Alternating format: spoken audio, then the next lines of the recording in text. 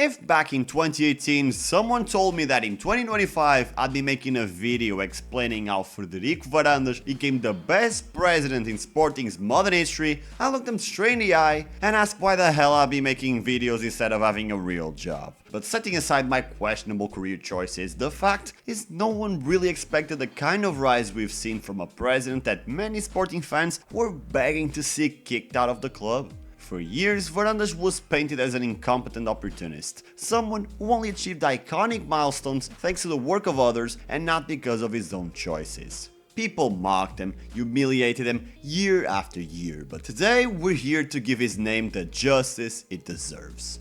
Whether you're a Sporting, Porto or Benfica fan, I believe you should respect this man, because unlike what's become the norm in recent years, Varandas has genuinely fought for Sporting's interests, and as a consequence, for Portuguese football.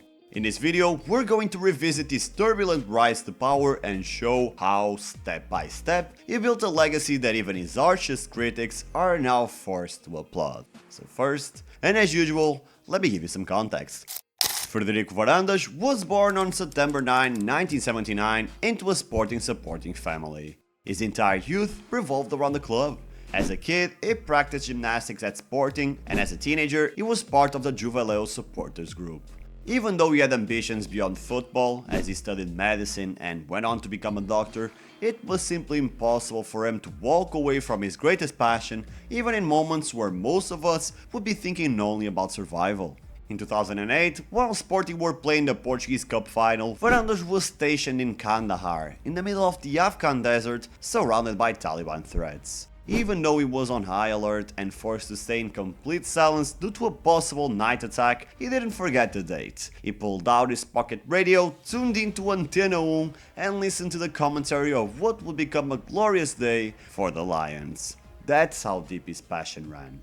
Although he started his footballing journey as a doctor at Vitória de Setúbal, in 2011 through his brother who worked with Sporting president Coutinho Lopes, Varandas achieved his dream. He officially joined Sporting Clube Portugal. Just 2 years later, Coutinho Lopes was removed from his position and Bruno Carvalho took over, but for Varandas, nothing changed. In the short time he'd been there, he had earned the respect of the entire structure. For Bruno, he was a valuable asset worth keeping. Bruno and Frederico worked together for 5 years. There was no bad blood between them, but May 15, 2018 would completely change their relationship. Many of you probably know the significance of that date, but for those who don't, that was the day the Alcochete training center was invaded by around 50 members of the Juvenile Ultras. The attack came after a dramatic dip in form late in the season, and many blamed it on Bruno Carvalho's inflammatory remarks towards the players. In the days that followed, it was Varandas who took care of the squad. Some injured physically, others deeply traumatized by what could only be described as a terrorist attack. And it was during that time that Varandas decided it was time to step up and give the club some stability. Bruno, on the other hand, saw this as a massive betrayal. He accused Varandas of being an opportunist, of plotting his presidency since 2016. Now the truth, we'll never know. I won't lie to you and swear on my life that I know Varandas' true intentions, or whether he was honest or simply seized the moment, but anyone with half a brain could see that Bruno's path had no future. The chaos he created, both on and off the pitch, was dragging the club down. A loud minority kept backing Bruno no matter what, but in the end, it didn't matter. Bruno was expelled from the club as a member, and Varandas ended up becoming president of his boyhood club. But here's the thing. Varandas didn't get the most members voting for him, just the most votes. That's because older members' votes count for more than newer ones. On top of that, the new president completely cut ties with the Ultras, forcing them to vacate their headquarters and removed any form of official support. Naturally, that sparked division. The stability Varandas promised at first was nothing more than a dream. I mean, the club had never been more fractured. On one side, you had the caviar Sporting fans, who supported Varandas and wanted a calmer leadership with no favoritism toward the Ultras, especially after Alcochete. On the other, you had the Brunistas, demanding Bruno's return, convinced that Varandas would ruin the club and pointing to the post-attack contract terminations, even by players who weren't really affected, as proof Bruno was right all along. 2018-19, Varandas' first full season in charge was promising to be a mess. If we count Sinisa Mihajlovic, Bruno's peak before leaving, Sporting had 4 managers that season. That alone showed how shaky Varandas' leadership truly was. The following season, sacking Marcel Kaiser and hiring Silas did even more damage to his reputation. Alvalade was becoming a coaching graveyard. Then, when no one was expecting it, Varandas triggered the €10 million release clause of Ruben Amorim. At the time, Amorim was the hottest name in Portuguese football. He hadn't even been in the top flight for a full year, but his record at Braga was phenomenal. Still, the decision felt crazy. Even Amorim admitted he didn't think anyone would pay that kind of money for him.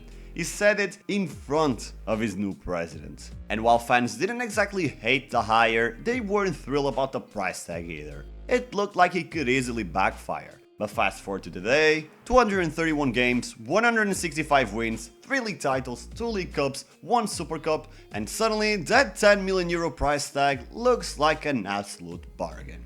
And yet, most fans still didn't fully back Varandas. His communication was still awful, worse than an amateur politician, and while the Amorim gamble paid off, he publicly named João Pereira as a successor that had already been in the works. He even claimed that in a few years, Pereira would be chased by Europe's top clubs. In reality, it didn't last 10 games and had more losses than wins. I'll admit, around this time, I started thinking Varandas was just riding the wave, carried by one lucky decision and protected by people who actually knew how to manage football. But lately, his overall stance got me rethinking everything I once believed about the guy. First off, in hindsight, his coaching picks weren't that terrible. Marcel Kaiser won 2 domestic trophies with a limited squad that basically consisted of Bruno Fernandes plus 10 other guys, and just 1 year after the Alcochete attack. And Silas, that wasn't as ridiculous a pick as we now pretend it was. Young, played attractive football at Bessade, had decent results during a crisis, the kind of profile Sporting was looking for. The difference is, unlike Amorim or Rui Borges, it just couldn't adapt to the pressure. He was later a failure at Famalicão and couldn't cut it in Portugal's second tier either, which made his signing look worse in hindsight. But back in 2019, no one could have predicted that trajectory. More importantly, Varandas has shown he's not some spineless puppet the European giants can bull into submission. Rui Costa. In a time when Portuguese clubs often caved to player tantrums, Varandas stood his ground. Gyökeres will only leave if someone pays what Sporting demands. As a Portuguese content creator, I'm not gonna pretend I'm neutral. I'm really not. I couldn't care less about Gyökeres' dream move. I don't care about what's best for his career. Portuguese clubs are institutions with their own interests. They need to protect their sporting success and financial survival. Thankfully for Sporting, they're no longer in desperation mode. They don't need to sell just to stay afloat. And if Gyökeres doesn't live, well, it's not their problem. I mean, 20 million for 2 league titles, a Portuguese Cup, and 97 goals in just 2 seasons? I don't know about you, but that sounds like a steal to me. Portuguese clubs need to stand up for themselves, to push back against shady agents and clubs that are nearly as big as their bank accounts make them seem. We can't change the mindset of every player who comes to our league just to use it as a stepping stone, but we can definitely choose strong leadership, people who market after market prove they know how to handle the challenges of this new era in world football. And what about you? Have you also changed your mind about Varandas recently? Let me know what you're thinking in the comments, but before you do, I'm asking you for 2 things. First, subscribe to the channel. I mean, this is like the 10th video you've watched and you still haven't hit sub? What are you waiting for? For me to get Ronaldo to narrate the videos just to earn your sub? And lastly, if you're already subscribed, head over to my Instagram and drop a follow. I want to run polls on future topics and build a closer connection with the people watching these videos, and that's just not possible on YouTube alone. So go check it out and help shape the future of Throne FC. That's all for today. Thanks for watching, I'll see you in the next one.